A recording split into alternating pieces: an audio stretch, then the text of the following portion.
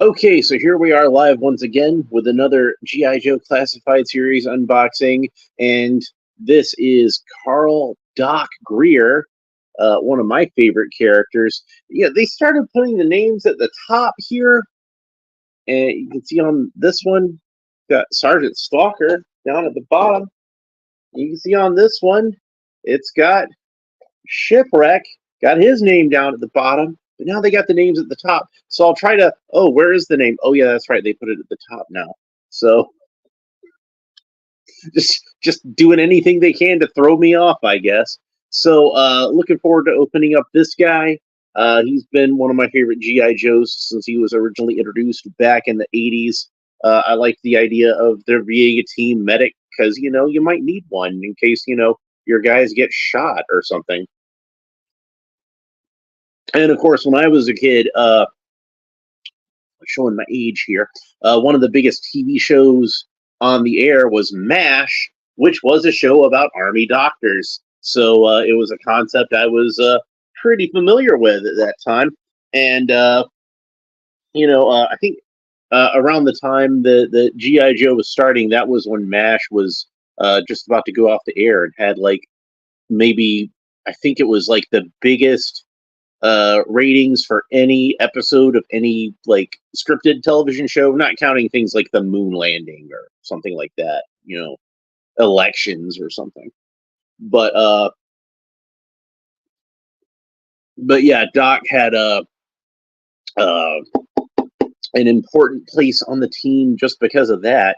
I also liked that he had a tan uniform. That was also around the time that they came out with the Falcon glider with the tan clutch and the Vamp Mark II with the that was the Tan Clutch with the Vamp Mark II. I meant Tan Grunt with the Falcon Glider. Pardon my slip of the tongue. So maybe I have cognitive decline. Who knows? Anyway, Doc was also one of the first GI Joe team members to fall in battle. Not the first, because there was General Flag, for example. He was definitely, I think, the first that actually had an action figure, though. What wound up happening is in the '90s, when there were so many characters running around, Larry Hama was like, I'm having a hard time keeping track of all these guys and finding them stuff to do. So asked Hasbro if he could kill some off. And that was also around the time of like the first Desert Storm War, and people were treating that kind of cavalierly and making trading cards and stuff of it. And I think that probably made him a little uncomfortable. I suspect, I don't want to read the man's mind or anything, but I suspect that that had something to do with it. That he wanted to really show the consequences of war. And Hasbro, to their credit, was like, yeah, sure, here, let us give you a list of characters that you can kill off because we're not planning on making any more action figures of them. And Doc was one of the characters on that list, and Larry did not want to just have a lot of characters on there that he didn't like. And he decided that he had to have some characters on there that were characters that he did like, because otherwise it wouldn't mean anything. And Doc was one of his favorite characters, and Doc was actually the first of the GI Joe team to be shot by the Saw Viper in his massacre of those brave men that were in the desert on that day. And a lot of GI Joes lost their lives on that mission. And Doc was the first. The Breaker, who was one of the original team members, gave his life. Quick Kick, one Larry Hama wasn't too fond of. So he gave his life. What was it? Crankcase, Heavy Metal, bunch of those guys. And it really meant something to me. It's a really heartbreaking story. I think I've talked before about like the effects that it had on Duke, but seeing Doc die, that was pretty heartbreaking. So when they brought GI Joe back in the early 2000s, they were following the comic book continuity fairly strictly. So they didn't make any new figures of characters that had already died, which means we didn't get a new version of Breaker, we didn't get a new version of Quick Kick, and we did not get a new version of Doc. But they did create a new character to carry on the legacy of Doc, which was his daughter, Carla Greer, who became the new Doc and wore a uniform very similar to Doc's. So we got a new character out of it anyway. But, once they got into the 25th anniversary figures, they weren't following that so strictly. And, that was supposed to be kind of a retro line anyway. So it was fine, I guess, to go back and do figures of characters that had already been killed off. So we got a Doc in 25th anniversary, but he was only a mail away figure. So I was never able to get that one. And then they did do a Doc for the Rise of Cobra movie, even though he wasn't in the Rise of Cobra movie. But that was in like an Arctic uniform. So it's not like you could use him for any situation. And since it was an Arctic uniform, it wasn't like the classic Doc uniform. He had a bright orange coat and a blue helmet. And I was just like, I just want a regular Doc figure, man. Come on. So finally, I wound up having to make one out of Marauder Task Force parts, and I think it turned out really well. But thankfully, we don't have to go to such extremes with this current line now, because they put one out. Now, I did do a classified, remember, a while back, custom, and I think it turned out pretty nice. But I'm still happy to have an officially released figure. So here we go. You can see the desert background on the back, obviously a reference to Doc's tragic end. Some detail here. We got the pill bottles strapped to the helmet, like the original figure had. Got a nice decal on the shoulder that says medic. Let's go ahead and open them up. So I'm looking forward to getting this guy open. So next week I'll have some more stuff to open up. I've got that McFarlane Mr. Freeze figure, and I've got that Filmation Man-at-Arms figure, and I should have some more stuff coming really soon. So got a lot of cool stuff to go over. So if you want to make sure you catch that, make sure you like, subscribe, all that fun YouTube stuff down below. Let's talk about this figure some. So here we have a holster. It's a fairly big, chunky holster. I think that'll be one that'll hold the flare gun, because obviously the flare gun is going to be big and chunky. Let's get that out. You got a nice orange color to it. There's the flare gun. Of course, one of the accessories that the original Doc came with was a flare gun that was almost like a mortar, but this one's more like a pistol type flare gun, which I think most of us will be familiar with. Got Doc's traditional sunglasses with the green lenses. Set those aside. Now, of course, the original Doc had glasses with painted green lenses that were opaque. This one's got clear with green lenses. So now we got Doc's stretcher, which folds open like so. And I think I would have had it fold open. Yeah, this is probably the way it goes. So this way we can have him. You would think that these things would be at the bottom, but so that you could sit it. I guess if you're going to sit it, it doesn't matter.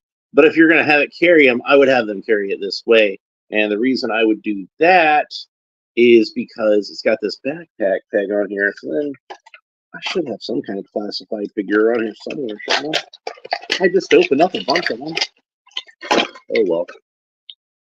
You can put the backpack tag onto the figure and have them carry it that way. But still, I think they probably didn't, because it wouldn't fold up as well. Or make these so they flip around. That would be cool. But whatever. Also, since he has a backpack tag, you can actually take it and have him wear the stretcher as a backpack. So that's good for storage. So that's nice. And then let's see what other accessories we have in here. We have this pouch with a medic symbol on it, little white cross, and it looks like that's got some flares in it. I'm sure that's what that little patch means. And then Doc's helmet, which is deeply embedded in there. No rubber bands on these, so that's nice. Thank you, Hasbro. I hadn't thought to mention that in the previous videos, but and then Doc has a taser. Now, according to the Geneva Convention, since Doc is a non-combatant, he's not allowed to have firearms, but he does have a flare gun and he does have a taser. So, Doc mentions that in his first appearance in the comic book when he confronts Destro and knocks his gun out of his hand with a snowball. he says the Geneva Convention says I can't carry a gun, but it doesn't say anything about snowballs. So he's got a good head sculpt to him, a lot of character to this face. He's got like some lines in the forehead, a little bit of crow's feet. You can see it even on the camera. He's got a little bit of gray at his temples, which gives him a very distinguished look. I do think of Doc as being a little older than some of his G.I. Joe contemporaries. Kind of almost more like a fatherly figure to the rest of these guys. So that's appropriate to me. And like the G.I. Joe action soldier, Doc has a lot of pouches and stuff that are removable, and you can move them around on the figure. So we can make some decisions as to what we want to have as being his equipment that he carries. So, and I did bring the action soldier over here. I did think to do that. Mine still has the poncho on him, but we can still lift it up, and we can see that underneath it is indeed the same vest that the action soldier has, and probably a lot of these same pouches. It looks like the one that has the decals on it. That's one that's up here at the top. It's that one, as you can see. And then he's got the same one that looks like a medic kit, which makes sense because he's a medic. A little itty bitty pouch over here, and the flare gun holster looks like it should attach to any one of these holes. He does have a different belt, slightly different belt. So the taser will go in the holster on the leg. So there's that. Let's go ahead and have a look at him holding these two weapons that he comes with. So taser's a weapon I'm very familiar with. So there he is with the taser. Pretty cool. It's nice to have a taser for the G.I. Joes. And then the flare gun, not really a weapon technically, but you could use it as a weapon. You could definitely use it as a weapon. And it's a nice, big, chunky pistol. And there he is with the flare gun, shooting off a flare. All right, so we're going to go ahead and put that in the holster that's intended for that. It's actually got like a little bit of a round shape there, as if that's where you're intended to put that particular weapon. Oh, I guess that wasn't balanced very well. Knock some stuff over. Just pick that up real quick, so I don't want to lose that. That's for another thing I'm going to do later. So the peg seems, dang it, I just knocked that pouch off and I don't know where it went. Well, that's fine, whatever. So it's kind of a tight fit, and he's going to have to draw that with his left hand. But you can fit that on there. Or you can maybe fit it onto one of these other, hey, there's that big pouch that's on the, that I've got on the action soldier's tummy right now. There's that big pouch. It's on the back. I'm going to sit him there. I don't want him to fall over again.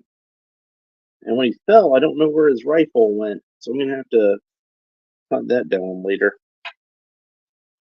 Don't want to lose that. So yeah, let's try to get him a little geared up. So I can put this back on there. Well, put it on there in the first place. There are some nice details to this. He's got this little orange flashlight and a pen. So that's cool. That pouch fit on there nicely. I'm going to leave that one on there. I think I like that one better than the kind of generic pouch that was on there before. Although I do want to get this holster on here a little better. You can see there's some space in between there. Or you could even, let's try this. Let's take this pouch off. And I'm going to move this over to the middle. I'll put that in the middle.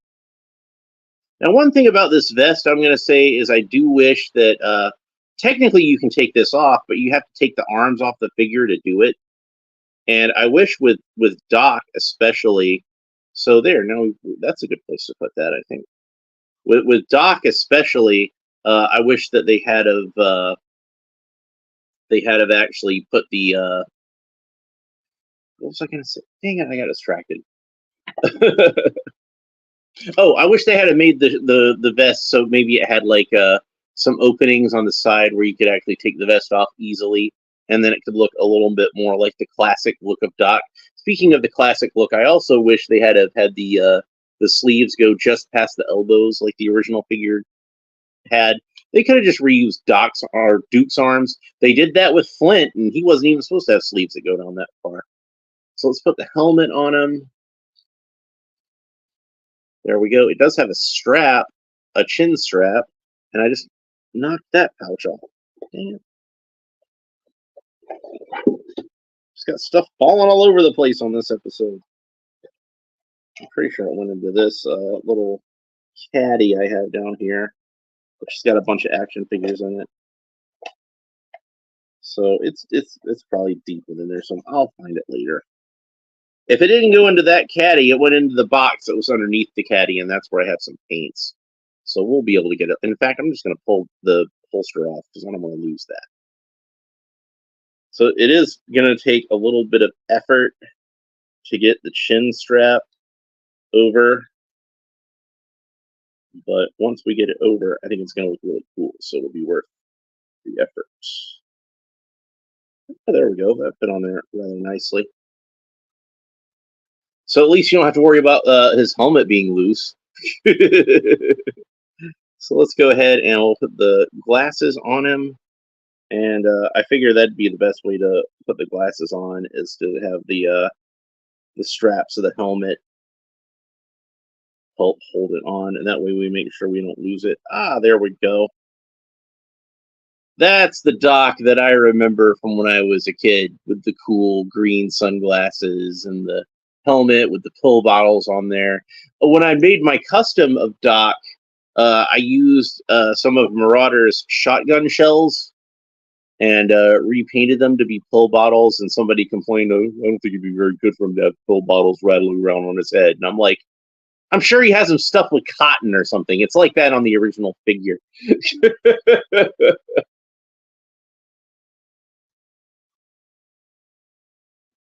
But yeah, so really cool figure. I'm really happy with how he turned out.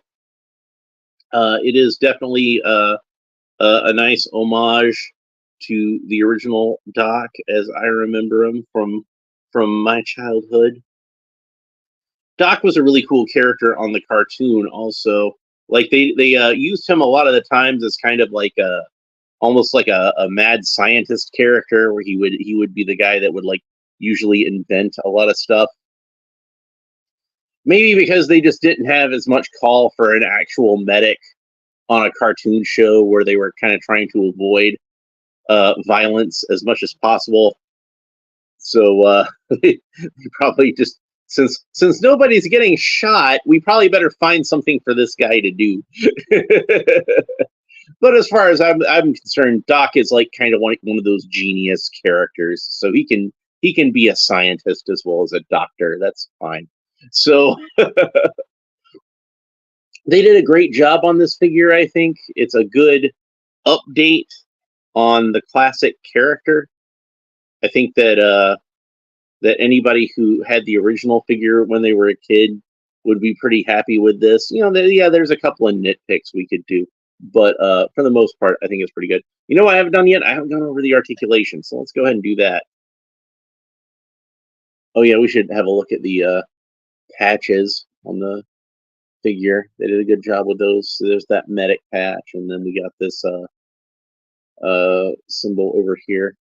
It's got like a little like a not like a red cross type of red cross, but one of those four posted crosses, and it's got a little syringe on it, I guess, to note that he is a doctor. And it's cool that he has the orange belt like the original figure had. That's a nice little touch. So yeah, let's talk about his articulation. So Doc can look up about that far. He can look down about that far. He tilts his head kind of quizzically from side to side. He can rotate the head all the way around. Rotate the shoulders all the way around. It does have the butterfly shoulders, so we can move the shoulders back about that far and forward about that far. He does have a bicep swivel, so the bicep rotates all the way around. He does have double jointed elbows. That's about the range of motion you get on the elbows. He has wrists that rotate all the way around, and they have a vertical hinge, so you can move it up and down. But mine seems to be a little jammed up right now. Over on the left hand, he has a horizontal hinge, and that one also seems to be kind of stuck. So I'll hit those with the hairdryer later. He does have, I suspect, although I can't tell because of the vest, I suspect that he has an ab crunch. Yep, he does have an ab crunch. If I pull the belt down a little bit, I can just see the bottom of it. I have no idea if this torso is reused from anything, but it might very well be reused from Falcon or you know, Recondo, or even it could be reused from Shipwreck. Maybe no, the collar's different. It's definitely not Shipwreck. So and he's got the hip articulation like an old GI Joe has, kind of reminiscent of that, but it is on a joint, not on an O-ring like the original ones do. He has the drop down hips like the classified figures tend to do. That's going to give us a better range of motion on these legs, which can now kick up about that far. I wonder if he reuses the same legs as Shipwreck, since he does have like, unbloused pant legs. I'll compare him to the one on this box. It does look like these are the same legs that Shipwreck has, so that's cool. That's fine. I don't mind reuses of parts as long as they're clever. Now they are a little more bell-bottomy than the original Doc figurehead, but because they came from Shipwreck. But whatever. So he's got the double jointed knees. They bend up about that far. I think that one was because it bumped into the strap. This one actually bends a little bit further because it doesn't have that strap there. But you can move the strap. That's fine. And then, of course, he has a thigh cut there, but of course the holster's bumping into it, but you can rotate the thigh all the way around. He does have ankle articulation that bends down about that far. Those pants legs kind of get in the way, bends up about that far, and it is on a rocker joint. So theoretically, it should rotate all the way around, but again, it keeps hitting the pants leg. So yeah, pretty decent articulation on Doc. You should be able to get him in some cool medical poses, treating some of these characters. I always think about one of his earliest appearances was when Hawk got shot during the night attack on Washington, D.C. It was when he was fighting Destro, and Cobra Commander could take a shot, and he was having a hard time choosing because his rivalry with Destro, which he should shoot between Doc and Destro, and he wound up shooting, or I'm sorry, Hawk and Destro, and he wound up shooting Hawk, and Doc goes to treat him immediately, and Scarlet's around asking a bunch of questions, and he's like, I don't tell you how to shoot people, don't tell me how to treat people. And she keeps asking questions, and he's just like, take a walk. Let me do my job over here. So yeah, I always really liked Doc. I was really saddened when he was killed in action, and but it's one of those things where it's like that's the kind of thing that happens in the world of GI Joe. It's not like it was really important to Larry to show the negative consequences of war.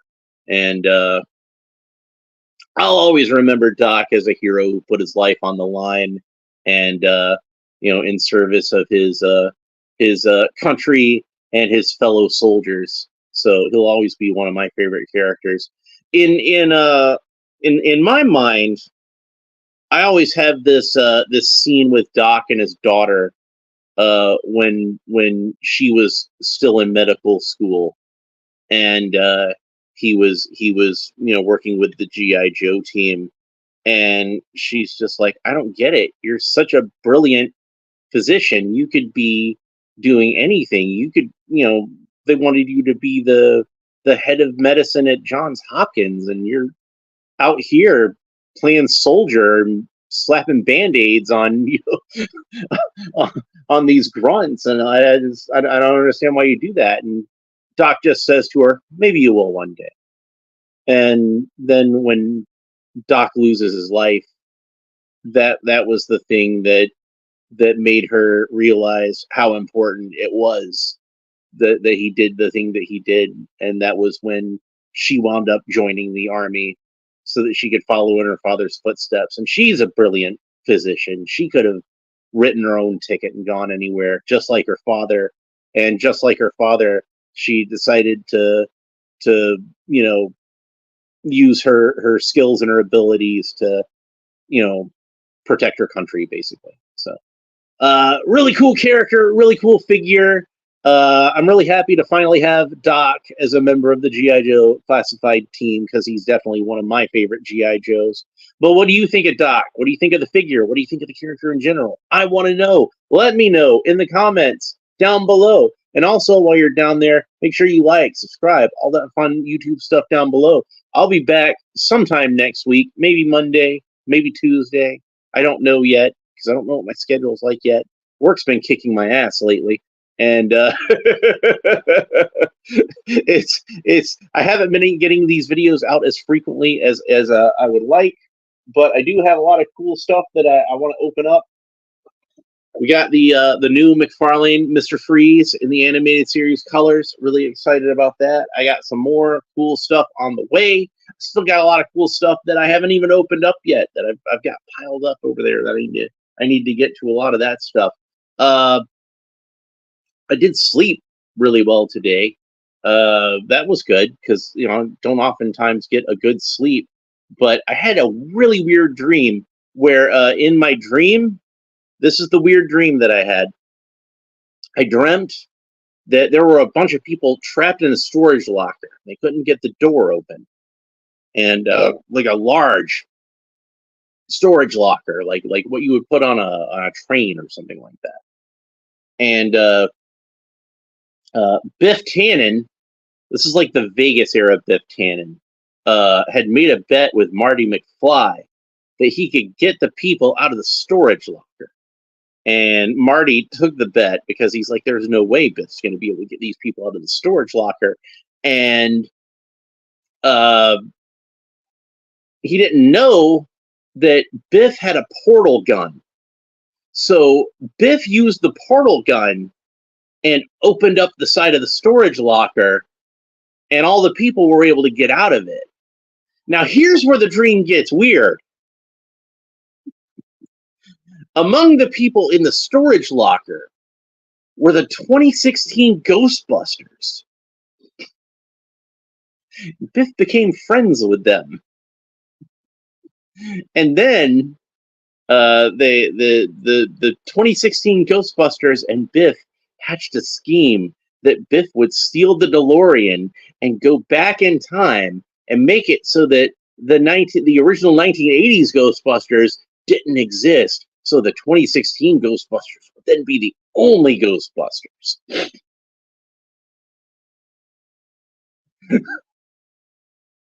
It was at that time that I woke up. So I don't know if Biff would have been successful in his plan, but I certainly hope not, because I don't want to live in a world where there's not the original Ghostbusters and only the 2016 Ghostbusters.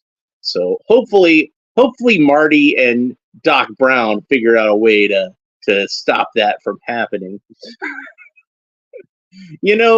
You know, I never thought about a crossover between Ghostbusters and Back to the Future, but and if I had of, that certainly wouldn't have been the one I would have thought.